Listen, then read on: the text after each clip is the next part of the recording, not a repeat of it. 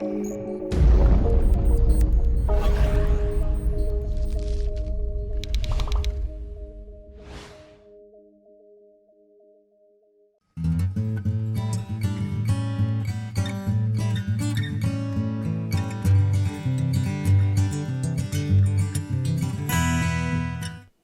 everybody, Assalamu alaikum. My name is Talat Hussain. I'll be moderating this session. The topic is kind of open and shut, seems to be.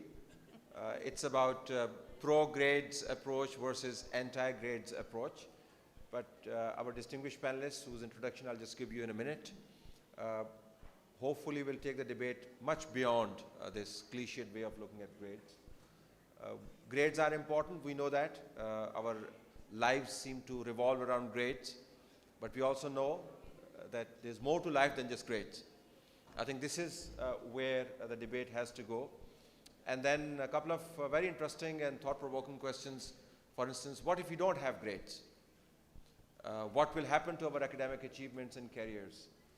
All our grades are cancelled. How would the world look at us? Will we get admissions? Will we be academically qualified? And we have among our panelists somebody who believes that grades are not needed, and he's a living example of that. He's done wonderfully well for himself, has done a doctorate, and says that grades are not needed. What if we have multiple criteria for assessing students? Should degrees be awarded purely on the basis of how students have performed during their academic career? Or should we have different ways to look at grades by ascribing points and values to different attributes of learning? How many books you have learned? 2 points for that. Are you a community leader? 1 point for that. Are you a good sports person? 2 points for that. Have you done well in exam? 3 points for that. So along those lines, we'll have a debate. It has already been communicated to you. We'll have a Q&A session towards the end of it, just to avoid long speeches and even longer answers. What we'll do is we'll request you to raise your hand. Somebody will bring to you a paper and a pen, write down your question, direct the question at a particular individual if you have them in mind, or it can be a general question. The chits will come to me, and then I will shoot those questions on your behalf. At the end of the session, ironic as it may seem, you will be asked to grade this session. So you'll have polls open up in your mobile systems, and you're supposed to tell us how well did we do. It wouldn't matter to us because at least for that grading, we can pretend that grades don't matter, but hopefully you'll grade as well. Let me start by briefly introducing people who have done wonderfully well in their lives and are high achievers. Let's start with Ms. Nazneen Murtaza, founder Head Start School. Ms. Nazneen Murtaza is not just the founder and CEO of Head Start School, is also alumna of Kinnaird College, class 1979, and trained Montessori directress with a strong passion for field of education. So she's an educationist, and there are multiple achievements by choice and not by accident, which is a great compliment. We have, of course, Dr. Framji Minwala, Program Director, Communication and Design, Habib University, Karachi, and he currently serves as a Program Director, Communication and Design at Habib University. He taught his first class of undergrads in 1989. Before joining the Habib University, he served as Chair, Department of Social Sciences and Liberal Arts at the Institute of Business Administration, Karachi, where he implemented a transdisciplinary curriculum in the social sciences that he helped design. There are many more achievements to his credit as well. So we welcome both of you to the panel. We have Ms. Uzma Yusuf Zaka, Country Director of Cambridge International Examination, overseeing one of Cambridge's largest overseas operations, leading a team of managers and professional development experts to meet the needs of Cambridge schools in Pakistan. And as you can imagine, she is central to the debate about grades. Much of that debate will revolve around what Cambridge does or doesn't do and how it directs us in a particular direction. And last but not least, Dr. Lawrence Bernard Michael Burke, who fortunately did not miss out this session because he thought it was tomorrow. But great to have you here, Dr. Lawrence. He's the Director of Education, Beacon House School System. So he's an insider to the system, and he brings a lot of valuable knowledge and reflections on this topic. He's the Director of Education of Beacon House School System. Prior to taking this role, he taught undergrad and postgrad courses in education and liberal studies with the higher colleges of technology in United Arab Emirates. He has held senior posts in international schools in many countries of the world. So we welcome both of you as well. So all four panelists are here. My fundamental points, and as I start with our first panelist, Ms. Nazneen, the 4 points that I want to throw up for discussion. One is there really an intrinsic link between grades and learning? Are they interrelated? Two, or related to that, is are grades an hindrance to learning, or do they facilitate learning? Three, are grades in alignment with the stated objectives of education, whether it is by the national policy or by the school system itself, or are they in conflict with those stated goals? Because stated goals are really lofty. You read the pamphlets and you believe that they are going to take you to the moon after you're done with your classes, but at the end of the day, you get assessed on the grading system, which is somewhat reductive and reduces learning to mere formula. 4 and 5, what if you don't have grades? And if not grades, then what? So let's start with you, ma'am. Tell us your views on this. And they want their children to do very well. They want to be fantastic every which way possible, right? So if we want our students to be independent, responsible, confident, inquisitive, compassionate, creative, and have disciplined thinking that is clear, rational, open-minded, and informed by evidence, then we need to create a learning environment that develops and nurtures all these admirable qualities of a fine human being. If we appreciate all of this, then why as schools do we advertise and advocate our exam results? Grades are not only a product of a student's learning, but also how they are taught. And my daughter, who runs, in her school, she runs a picture autism center and has integrated classrooms, will often bring me clips, video clips, and will ask me, can you tell us, can you find or see the children with special needs? And I can't, because they have been taught, they have been taught techniques to learn and to be assimilated in a regular classroom, and that's what good teaching does. Young children, in my opinion, cannot be graded. There cannot be any competition, and they cannot be tagged as A, B, or C, because they all are developing at their own pace. And just like you can't tell a bouquet of rosebuds to bloom at the same time, you can't do that with children also. They'll all take their own time. And but what grades do for me in my assessment is that they give me statistics and they give me data on so that I'm able to revise our own teaching and see what methods work and which don't. Also, grades are not evil by themselves. It's what we make of them. So if we don't consider aptitude and put everybody in the same pot to be cooked alike, that doesn't work. I remember students, I can give you many examples of very stellar students who have done very well, but this particular boy comes to mind, or 3 of them, who was terribly hearing impaired. but we never treated him as any different. And in fact, he was part of the executive council. Because he had a camera, he was the pictorial historian of Head Start. He's a photographer of national fame. Another boy, I remember, two of them wanted to do a fashion show for boys, and we allowed them. One boy has a grand event management company and is the top model of the country. The other one has a fashion house in Paris.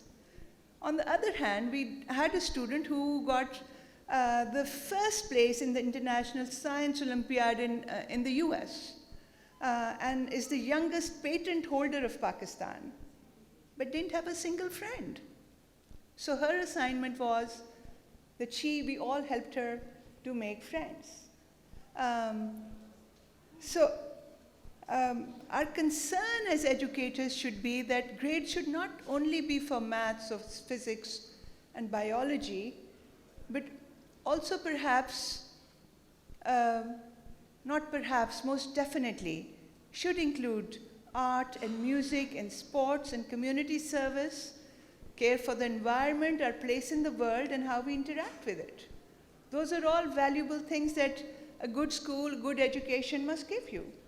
And in the end, I wouldn't want to like to say that I value grades, but not standalone grades. They must be holistically defined, and as educators, it is our responsibility to do so. Thank you. Thank you very much. I think the punchline is this, that grades themselves are not evil. It's how we define them and what we do with them. Let's hear Dr. Framji on this. I actually would disagree. I think grades are evil. I actually honestly do. I am a product of an undergraduate education in which, for the majority of my classes, I didn't receive a single grade. I went to this really funky throwback to the 1960s residential college at the University of Michigan, which is considered an exceptional university in the US. Except the residential college is a very small part of the undergraduate, larger College of Literature, Science, and Arts. And it was an experiment. It was an experiment that somebody came up with in the 60s to bring together communities of scholars and communities of students to work on interdisciplinary forms of undergraduate education. There are no departments at the residential college. There are concentrations, which is groupings of courses, and there are programs. And the only requirement that you have to enter the residential college is that you have to be in residence at the college for 2 years. All our classes were in the same building as our dormitory. So essentially, you could wake up for your French 8:30 a.m. class, put on your bathrobe, go to the cafeteria, grab your cup of coffee, and go to class. Often we actually had class in the cafeteria, in our bathrobes, or in our pajamas. So it was this kind of really strange place where, the focus of the education was finding ways to make learning happen in not completely informal environments, but in relaxed environments.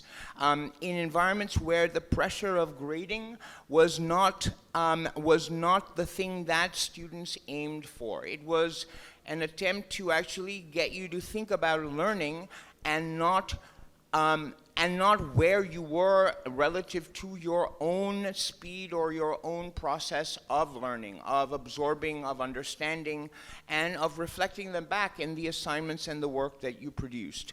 It was a collaborative learning environment. It was a learning environment where very few of the assignments that we did were actually assignments that only I did. It was assignments I did with other people. And certainly this is true of any work environment. Where do we ever actually do things simply by ourselves? We always collaborate with many, many, many other people. In a sense, the artificiality of grading and the way in which assignments work, especially at the school, the primary, secondary level, and even at the tertiary level, even more so, I would say, the tertiary level, is a kind of artificial structuring of the real world in ways that make zero sense to me, really fundamentally zero sense to me. Grades are for the students learn at different paces. They are not necessarily, just because they're the same age, they don't necessarily learn in the same ways. All 13-year-olds do not learn the same things at the same time in the same way. Some 13-year-olds will learn things differently in different kinds of environments. Other 13-year-olds will learn better when they are alone. But to assess those two different individuals using the same set of standards seems to me a little bit absurd. It doesn't actually account for the way in which an individual student learns. I took courses in it was called a residential college. I took courses in there. I don't have any grades from any of those courses. What I have from my faculty are two forms of evaluation.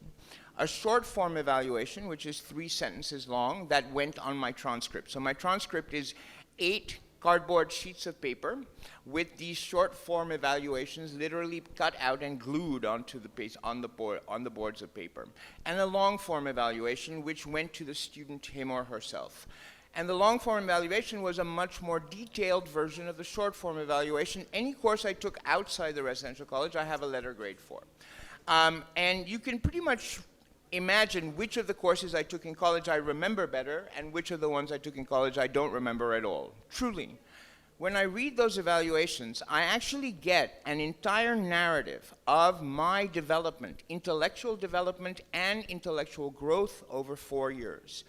If you look at anybody, if most students look at their transcripts and they look at O, A, C, B, D, and then the next semester some other combination of those letters, I guarantee you that they really don't have a pinpointed sense of how they grew intellectually, how they learned intellectually, how they actually developed into the kinds of human beings they developed into. And I can honestly say that not having any grades was really not a bar for me to going to graduate school. I went to Yale. I have a master's and a doctorate from Yale. They never paid any attention to the fact that my transcripts was full of evaluations instead of grades. In fact, I think the evaluations told them more, they had a better understanding of who I was as a student and what kinds of work I could accomplish, what my shortcomings were, what my strengths were, what my weaknesses were, and what I would need to work on as a graduate student in order to get where I needed to get to by the end of those 3 years and then onward to my PhD. So my sense is that, we use grades as a form of assessment, but there are hundreds of ways in which we can assess students. And I think the arbitrary A, B, C, D, F structure that we have, and the way in which it actually tries to put within one letter grade a number of complicated, nuanced senses that we as faculty have of our students is really unfair. I think it's unfair to students, ultimately. If we do it the other way, though, it becomes incredibly labor-intensive. Can you imagine today as a teacher, I think back to what some of these faculty members had to do. They had to sit down and write long-form evaluations for 20-plus students in every course that they taught. And that is an incredibly arduous task. But these faculty that I worked with, that I studied with, were profoundly committed to teaching. And they were hired to work as teachers. They were not required to publish. There were no additional requirements outside of their teaching function within the residential college. That was the point of the residential college, was that it was a teaching college. It was not a research college. It was part of a larger research university, but the focus was on the education of students and the interaction with students. Our classes were small. There was no class that I ever took that exceeded 20 students. Most of them were 10, 12, 15. I even had a class of 3 people. We met once a week in a bar from 7 to 10 o'clock at night. It was actually kind of great.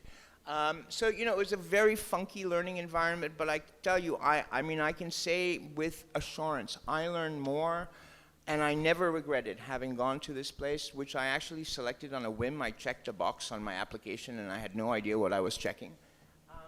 And I do not regret it one bit. And I understand, when students come to me and they say, I don't understand what this means, what this A means, or what this B means. They never say what this A means, but what this B means, or what this C means. And I have to sit there and I have to try and explain in complicated ways what I think of their work. And I'm sitting there thinking to myself, it would be so much better if I could just write all that out and give it to the student. And if I didn't have 45 students in each of my sections, I would be able to do that. I would have the time to do that. I wouldn't have to worry about sitting down after the fact and trying to explain what these letter grades mean, because ultimately these letter grades don't really mean anything. They really don't mean anything, except for, at the end of the day, totaling a GPA. And a GPA doesn't mean anything because it doesn't really signal who this person is and what this person can accomplish. So that's my sense of it.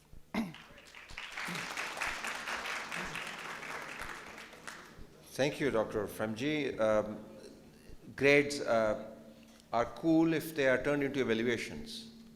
I think it's sort of I think you shouldn't. I think we shouldn't should mix just start with evaluation- evaluations and not even talk about grades being at all. turned into evaluations. Yeah. Right? But since the session is to be graded and it's about grades, I can't really leave that out, so I have to create a mix. But yes, take your point, no grades, all evaluations, detailed ones that take a 3D view of students' achievement, and also are great pointers to and a record of how the student has intellectually developed.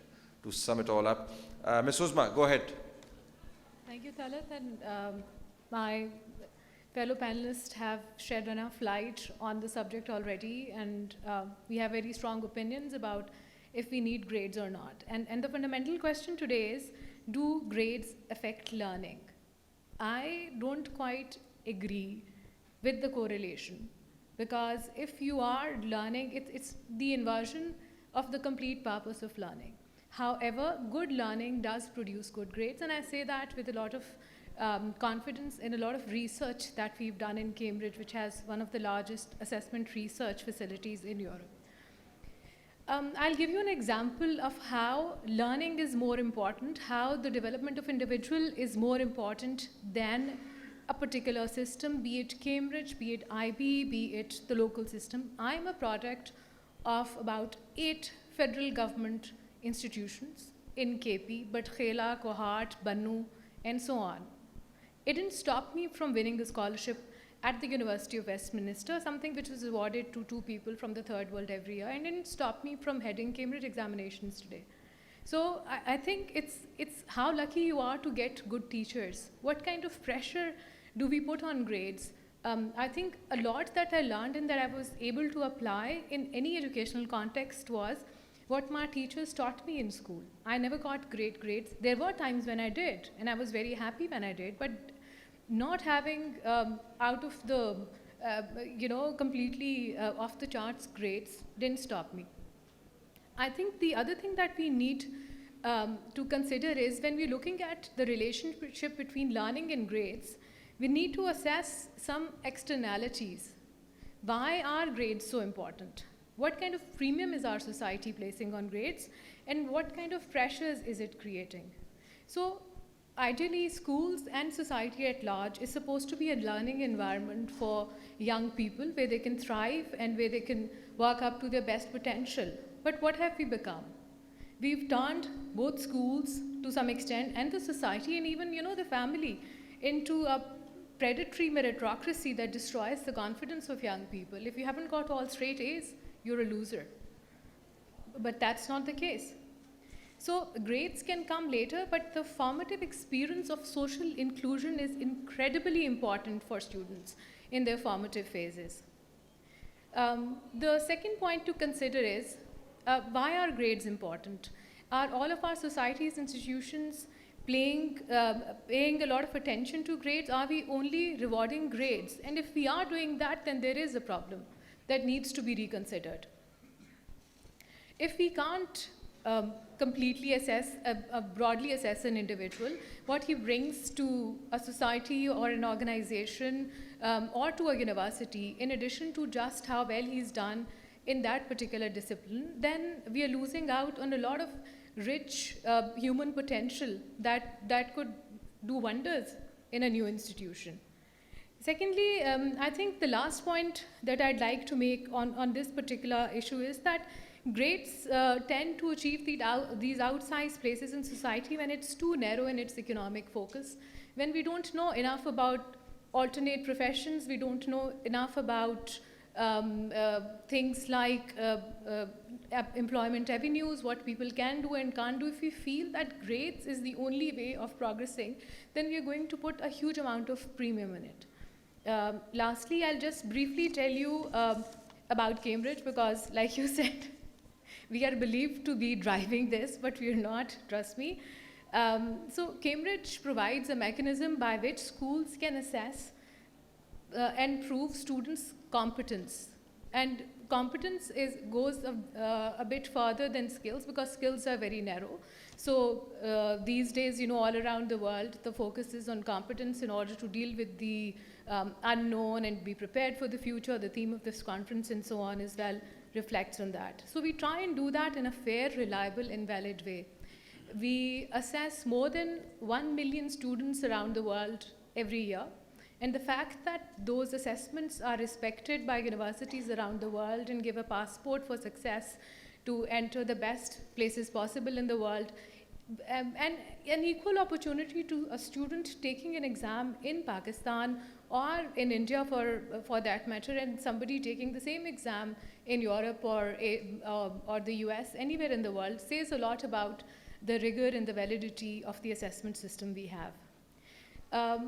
Why are assessments important in schools? And we are doing a lot of work, Dr. Bach and my colleagues together on this, and he can elaborate on that. That schools play a very important part in the process of helping students learn better, helping them learn how to learn, and then improving student competence. So what the ideal focus is supposed to be on assessment for learning, understanding where I am now, and then my teacher helping me get ahead with that, play to my strengths, and work on my weaknesses, and so on. So I think those are the few points I'd like to make, and over to Dr. Bhag now. Okay, thanks. So good afternoon, everyone. Okay, thanks, Usma. Yeah. And thanks to my other fellow panelists who have they've practically opened up the whole sort of issue, I think, very, very well.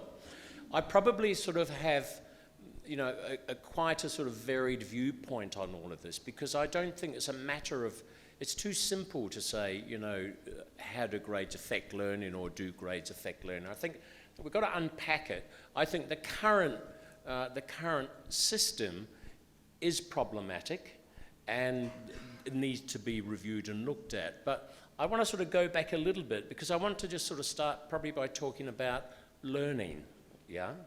And what is learning? Now, how many parents do we have here? Put your hand up if you're a parent. Yeah? Okay, lots of parents here. Okay. So, how many of you have children? Put your hand up if you've got children. Okay. Right, okay. Yeah, okay. Well, young children, So what I wanted to say was that when your children were born, you have watched them grow and develop. Yeah, haven't you? Yeah? You have probably talked to your friend about the developmental stages of your child. So when they first uttered their first word, and when they first took their first few steps, yeah? And if it hasn't happened around about the time of your friend or group of friends, you have probably thought, wow, is there something wrong here? Yeah? So my point being that there are stages of learning collectively that we go through as human beings. And generally speaking, the very early stages of development are quite similar. And it's when there's an aberration or there's something that happens that's not within that process, we begin to question it. So that's kind of the natural part of learning. Informal learning, yeah, we try and impose a measurement or a model on it to help us understand the stages young children or children in primary, middle and secondary school in particular, where they are at in terms of the three domains of learning, the affective, the cognitive and the psychomotor. And so what happens in that process is that we have these measurements that we use, and then we might give some kind of name to them. We might call it a measurement. We might call it a grade, for example. Yeah, we have other names for them. We might have descriptors to describe them. My point being is that we need to have some form of measurement, but the type of measurement is not simply a means to an end in itself, but it is a means to a greater end. And I think it's really, really important to sort of keep sort of some perspective on it. In terms of alternative models of just grading, I think there are some great examples of it, and I think the ones that you talked about are absolutely fantastic. And if you go to, you know, schools like Summerhill, it was the same. They're really, really amazing. But when you start looking at mass public education, and you're talking about the education of millions and millions and millions of children globally, then to have kind of an independent kind of sort of narrative form of being able to evaluate an individual, etc., is hugely problematic. It probably cost huge public funding and create huge bureaucracies and so on and so forth. So what do we do? Yeah. I want to go back to something that Uzma mentioned a little earlier. For us, particularly in the early years to the secondary sector, we never ever see a grade as simply a measure of how much a child or a young person has learned. Yeah? What it does, it indicates their understanding of a portion or a body of knowledge, yeah? But it doesn't tell us in terms of their IQ or the intellect, it doesn't measure their intelligence, but it's telling us, it's giving us an indicator about how well they know certain things. And so we use that to help them learn and grow. We don't just use it as simply, a C, that's it. We've never ever used them like that. But I do agree, I think there are current problems with it. I mean, you probably know that in the UK, in England in particular, the government has changed the grading system for GCSEs. You know that, yeah? Yeah. Yeah, okay, so they've decided rather than have an A to F, they're going to have a 1 to 9. Yeah, 9 Now, to 1, which sounds even more yeah. So I was reading about this and it's just absolutely weird. And because it's creating this real confusion for parents, some schools have got subgrades. So rather than giving them a 5 for English literature, they've decided on their own subgrades. Advanced, I think one was advanced, satisfactory, and functional, or whatever it was. So the student will get a 5A or a 4F and so forth. So you can see we do have quite significant problems in deciding how we're going to give the name to something where we get some kind of measurement from it. Yeah. But I just finished just with this. I think there's been huge developments within CIE and the IBO and some other examining boards to introduce what they call descriptive assessment, where there are sets of descriptors and a young person measures their progress through this kind of descriptive narrative. Rather than having the teacher write this long descriptive narrative, we have these descriptive narratives and they're used in a sense to help children compete against themselves and see how well they're learning and progressing, so on and so forth. Okay, that's it for now, thanks. Okay. Just to add something else to the discussion, but remaining on the topic, in terms of functional grading or assessments and evaluation, perhaps a multiple criteria approach can be used. And as a struggling kind of a teacher myself, we have done that in the last year and a half. I just want to present to you a simplified version of it. It's not as detailed an assessment as you were talking about, but on a daily basis, after every lecture, you have it at the back, in fact, and we have it at the front as well.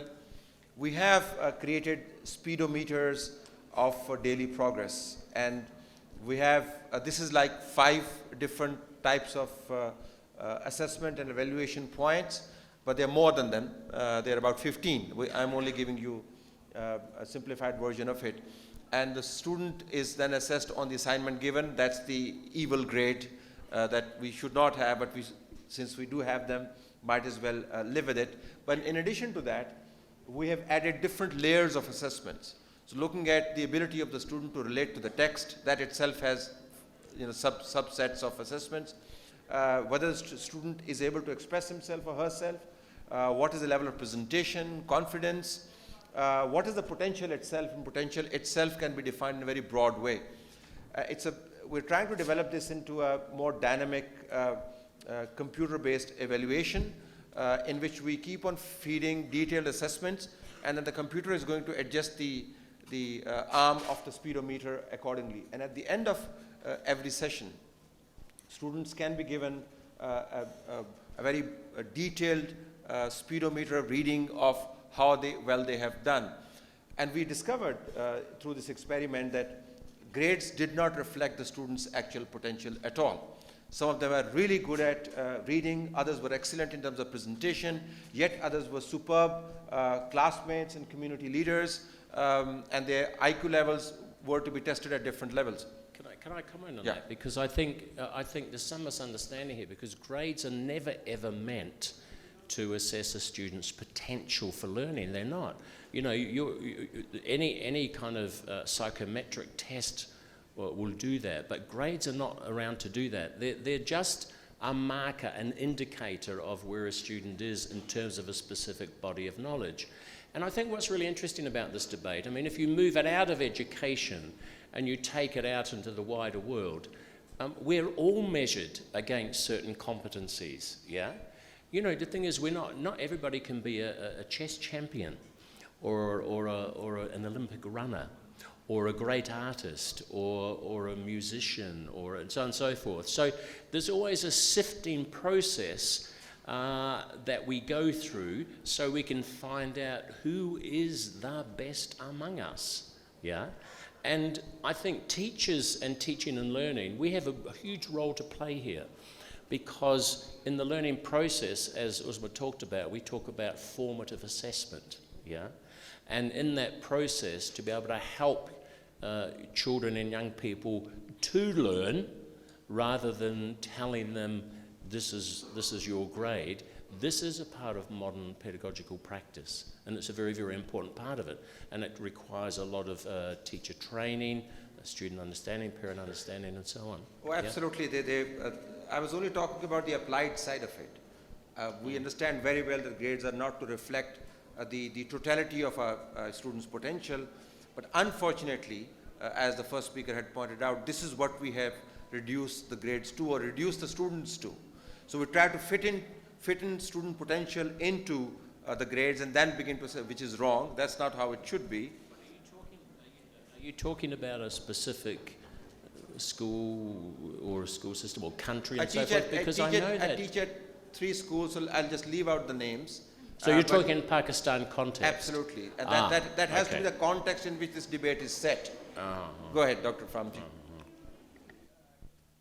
No, what I was going to say is, you know, I think unpacking learning is really where this conversation should begin, because we need to understand more things about how students learn and how students learn at different sort of stages of their development, and students learn differently at different stages, and students all at the same stage also learn differently with different kinds of variations in the processes of cognition. Two things that I have learned from cognitive psychologists about learning is there are 2 very specific things. One, that students learn best from each other. They actually don't learn as well from us as they learn from each other. And the second is that, and this any psychologist, anybody, any teacher will tell you, that those students who understand how to relax their bodies and how to rest their bodies before they have to engage in any kind of formal assessment process will do better than those students who are completely racked and anxious and crazy when they go into those exams and tests. Can I just comment, just because I think, and perhaps you could just clarify this, because I think there's a slight contradiction in that, and I think, you know, what you said basically was that every child or every student learns very, very differently. I didn't say very, very differently, but with variations. With variations, okay. And then you said that, you know, children learn best from one another. Yeah. So I think in some respects we have to be careful here, because there is evidence to say that children will learn off one another. But if there's a specific body of knowledge that they don't have, then they're not going to be able to teach them that Yeah. knowledge. So- That's the first thing I want to say. In the context of Yeah. any individual classroom, when they have been introduced to a body of knowledge, if you actually then allow those students to work with each other to teach each other those bodies of knowledge, the Sure. particular knowledge of that class, they will do it better themselves than me standing in front of the classroom and lecturing them. Sure. So that's Yeah, okay. that was my point. Okay, thanks. Not that they will teach each other knowledge that they don't know. Obviously. Would you agree, though? Let me bring would- Ms. Usma, because, she has a Can I- point to make. Just while he's on that Yeah. point, could I just say, would you agree, though, like one of the really interesting things about science is that we tend to classify, we measure and classify. And in educational psychology, we do have these really sort of quite valid psychometric tests that will give us an indication that a group at a certain stage in their psychosocial or cognitive so on ability range will have a general understanding within that group. Yes. Yeah. So where does your argument come into that in terms of? Gentlemen, I have to rest the debate back to the moderator. That's what my role is. Not that I particularly. Let me bring in. No, we're going to come back to this. This is an important debate. But let me bring in Ms. Osma. You had a word to say on this. Go ahead. Just going to build on Dr. Bak's point about having enough knowledge, because we talk a lot about interdisciplinary understanding, learning, applying knowledge to real life situations, developing skills and competencies that make us successful individuals, especially in situations that we haven't been in before, and that's what every day is going to be like. So it's very important to understand, to have a deeper understanding of what we are doing, of those subjects, in order for us to make the connections with the wider body of knowledge, which may not have been taught in that particular classroom or in that particular course, or may not be a part of the syllabus. So like Dr. Burke said, we have to be very careful when we make generalizations, because unless you completely understand what you're doing in those particular disciplines or what you've chosen to study, you will not be able to have a debate about it, articulate it, or to see connections that form. They only form after you have a complete understanding of it. And secondly, there's a very important role. Education or assessments or grades, it's a whole ecosystem. So not one thing can be fixed and everything else will get fixed. Good assessments have a great backwash effect, but at the same time, a good assessment cannot be better than the ecosystem it creates, which is professional development of its teachers, which is continuous syllabus revisions, new teaching technologies, and staying ahead of the curve. Because the students that we are trying to help today they are living and breathing in a completely different world. So we have to live with them. They are all digital natives, their future is going to be different. So staying in tune with that and continuously improving ourselves is what's going to help give our young people the competence and the skills that they need to thrive in this world. Let me ask Ms. Nazneen, at the end of the day, it is all tied up with the fundamental goals of the education system. How you would grade students, whether you'll evaluate them or not, is really an extension of what you want to get out of this education system. If the goals are ambiguous, if the wider spectrum of what education ought to mean for a society remains completely shrouded in mystery, then obviously the mundane criteria of how students get graded is going to take precedence over a more holistic way of looking at students. So what has been your experience, because you've dealt with both sides of the story, grades, yes, not good enough, but then add more evaluation and assessments to them. Give us your reflections on that. So for the early years, the middle years, undergrad, and they can't be lumped together. One size fits all doesn't work there. So you have to have different criteria for all of them.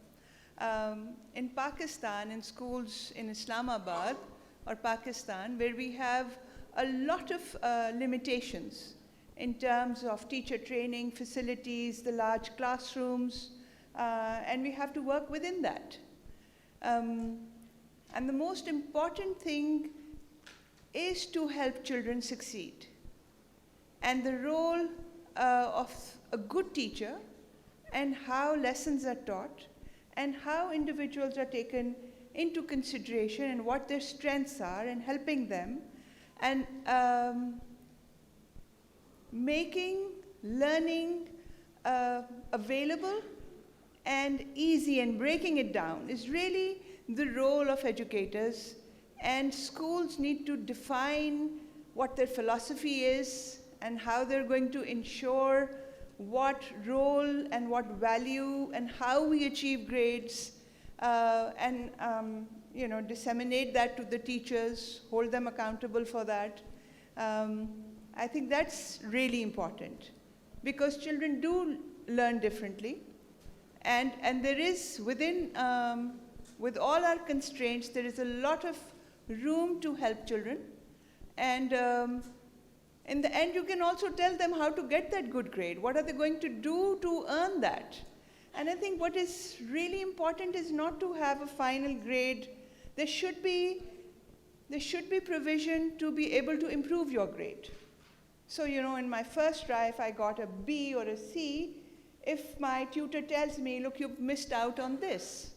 If you go back and fix this, your grade will improve. I think that will be a good thing to do. Okay, we are like 3 minutes to our Q&A session. Final comments from the panelists, and then we cut to the Q&A session.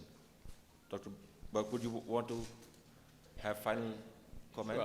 Well, as I said, I think the current grading system should be reviewed, and I think there are great examples internationally where it is reviewed. I think Finland is a great example, New Zealand's a great example. But it's just important to sort of keep a perspective on it. You mentioned about sort of grades are often used as data to show how successful a school is. So, well, it's just one part of the data that could be an indicator. Yeah, it's not the sole determiner of whether a school is successful or not. So, yeah, I'd be quite interested to hear what people in the audience think and what their views are. Yeah. Would you want to say something, or wait for the audience, Doctor? Sure. I started, I think, achieving good results or good grades and good learning are not mutually exclusive. Both can happen at the same time. It's a fine balance, and we hope we are able to provide our schools and students as educators the ecosystem to make it happen, and not, there'll always be tension between the two, but to reduce it as much as possible. Dr. Framji? To add to what has been said, I think that one of the things that we never think about, and that we really ought to think about as a crucial part of assessment, is to move a student in there. I mean, I'm primarily talking about university education, but it doesn't just have to be university education. To move a student towards self-assessment and self-reflection.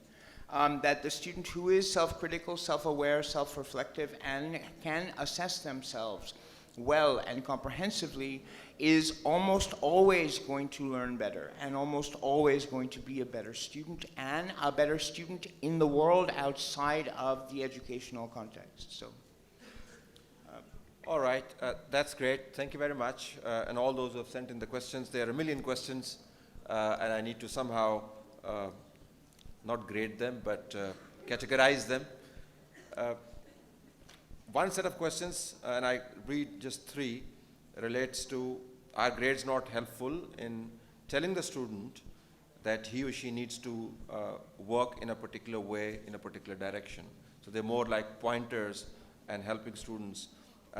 Is education without grades really viable? So that's one concern. Are we talking about, I think it concerns you because you defined your departing premise was that its grades are evil, and therefore the questions are directed at you, Dr. Famji.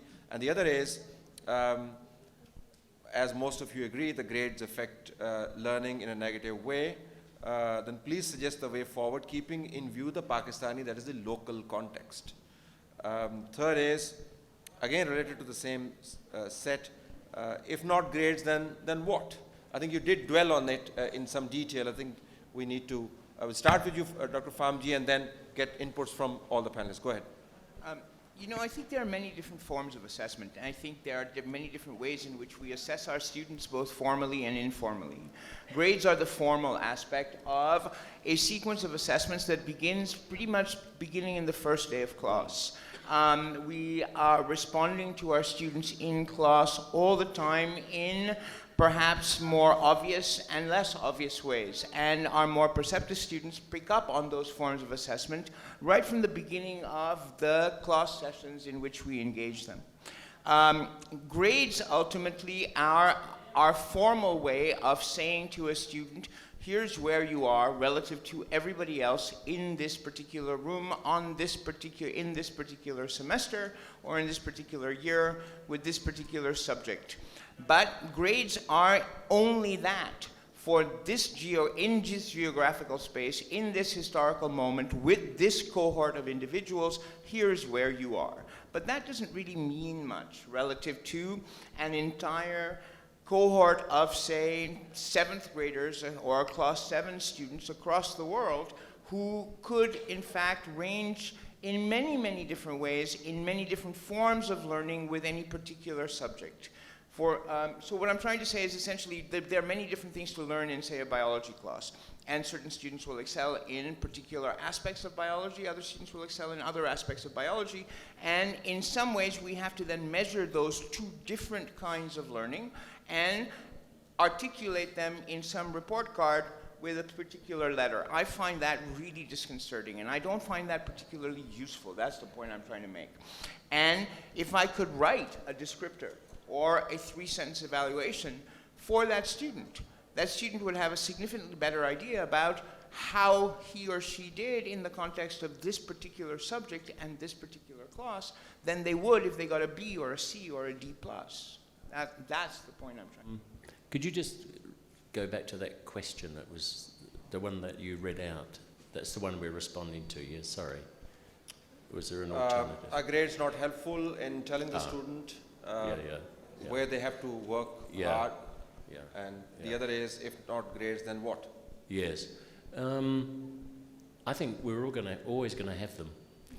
But there's a but with that, because I think they can be scaffolded with different approaches to helping children and young people to understand how they're learning. Yeah. And I think the point you make about sort of peer assessment, peer tutoring, I think that is a very, very helpful way to begin a process to empower students so they understand and how they perceive their own assessment and their own learning processes. But I think we'll always have grades. You know, I don't know whether there's been any Nobel laureate who's been given the Nobel Prize for chemistry, physics, biology, or literature based on a narrative from somebody. You know, they've worked very, very hard. They've been graded, they've been tested, they've tested themselves, they've tested their knowledge, so on and so forth. So I think they'll always be with us, but we need to examine that they are not simply a means to an end. That's what I think, yeah. I think grading should be dynamic.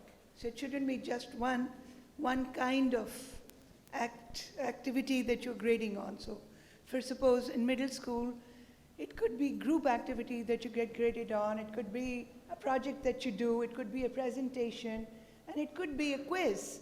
And the final product of that should be perhaps the final grade. I think what I'd like to say is I agree with Dr. Bach, like it or not, grades are going to stay. But I think what we need to redefine is the purpose.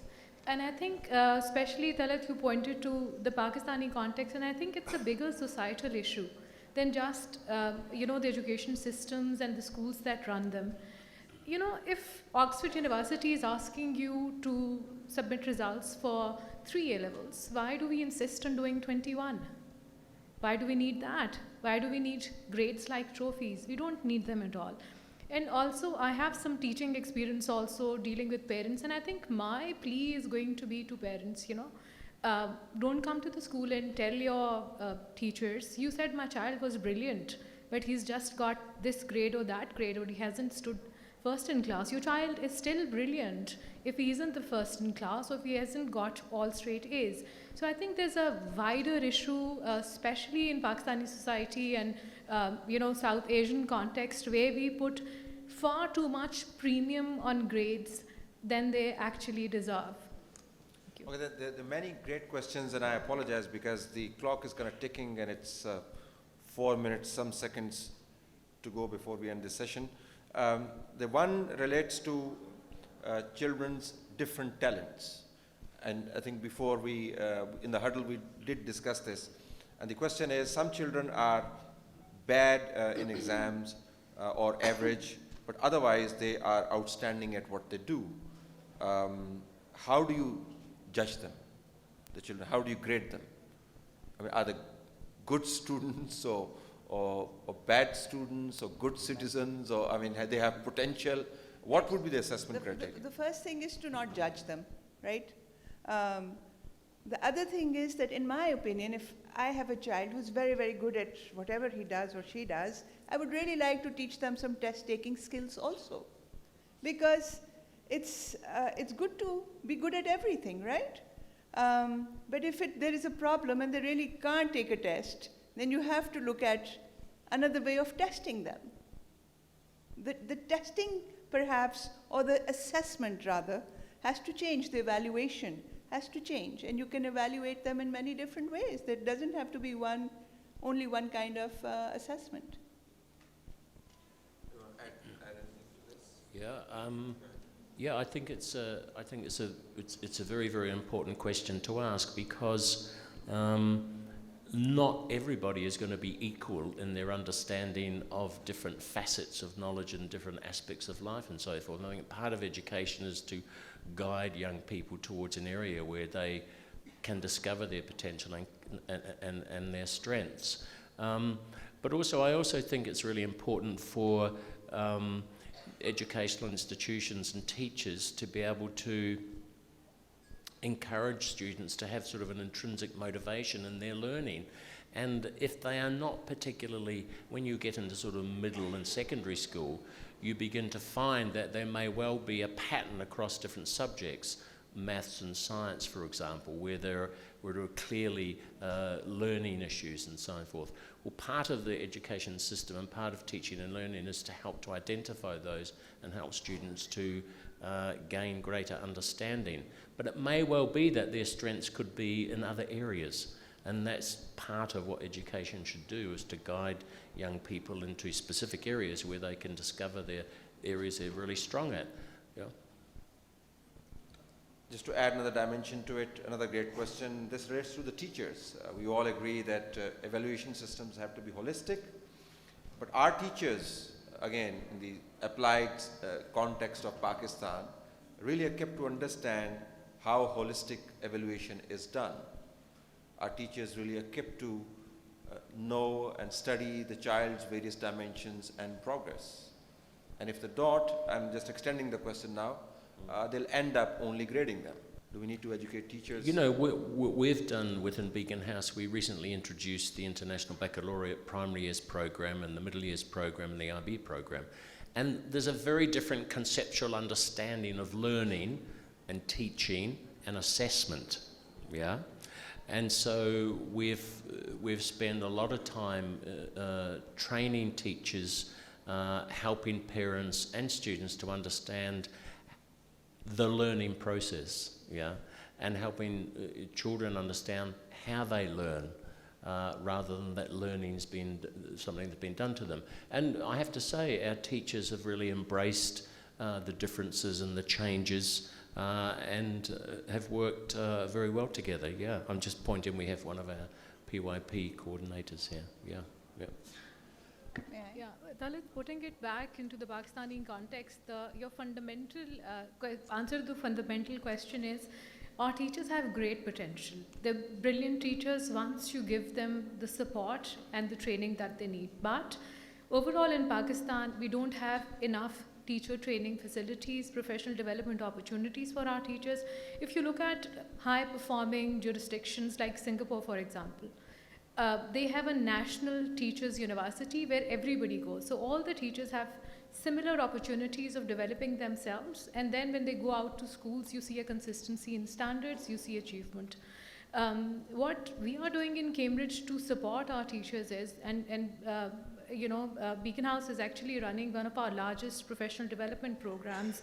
So there are diplomas and certificates for in-service teachers, but we're also working on introducing something called Teachers Foundation programs, which we're going to be piloting, and a lot of other things. And if you look at the kind of support we're trying to provide to help our teachers, because we feel it's really, really important here. We do more than 120 training events every year, and more than 1,000 teachers are enrolled onto our professional development qualifications at this point, and we work with 600 schools. So you can imagine the scale of what is actually required.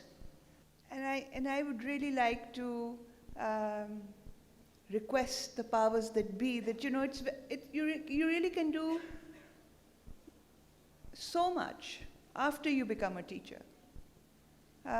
Good colleges, good education, good professors, your own exposure to good learning and teaching, the people that you've gone to college with, that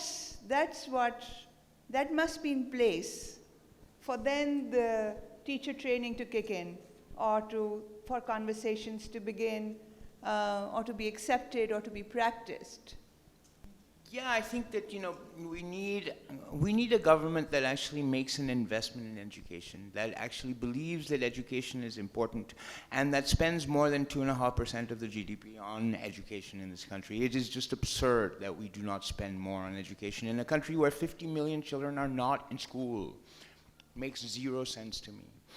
The future of this country depends on education, and it depends on teacher training, and it depends on schools and facilities, and it cannot be the private sector that consistently steps in and does this work, because Beacon House cannot educate every single student in Pakistan. It just can't do that.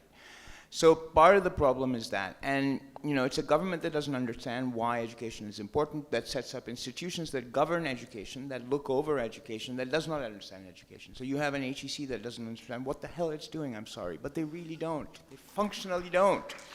It is the most frustrating institution to work with, because you have to fulfill all sorts of bureaucratic procedures and get nowhere, fundamentally nowhere. I don't think there is such an agency that actually oversees secondary or primary schooling in this country. But actually there should be, and it should be good and competent, right? It should establish standards, it should establish levels of learning and developmental procedures. So, the country, if I were to grade the country, I'm happy to grade the government on education, and we give it a big F. Sounds so pro-grade at this point in time. But because we're really exhausting our extended time, but there are about 7 questions, what I can categorize them as what on earth are you talking about questions. This set of questions says, no grades, no promotion, no admissions to the next level, exceptions excluded. So let's not de-emphasize grades so much. We need grades, keep the Pakistani context in mind. And let's not, we should really bring this discussion to a realistic level. What's the panelist's advice to people who believe that whether we like them or not, and you said grades are here to stay, but how do we coexist with grades which do not assess us properly? As I said, I think they are problematic to some extent, and there's a process that has to be reviewed. Yeah, I think that's very, very important. And I cited that example in England where they've changed. It's a real mess, and so on. But yeah, I do think naturally we want some way to measure, and presently it's grades. Perhaps it may not be that in the future. But there's a shift away from just an A grade at the end of something. And there's a lot more work goes into helping students understand how they learn, getting them to self-assess, and then having some kind of summative assessment weighted and so forth. Yeah.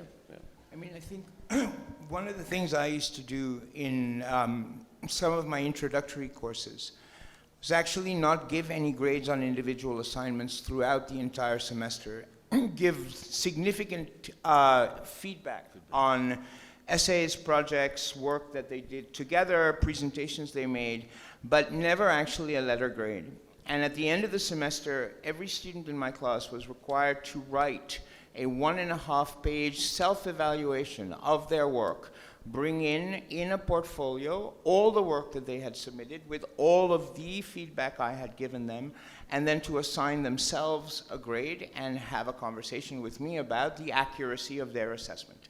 And honestly, those were in fact the most productive sessions, and they were the most fun for me as a teacher, because almost across the board, not always, but almost across the board, these students were really accurate about their own learning and their own assessment of their work, the quality of their work, the effort they put in, the time they took, and where they thought they were deficient, where they needed to go. I mean, students are really smart. They're not dumb.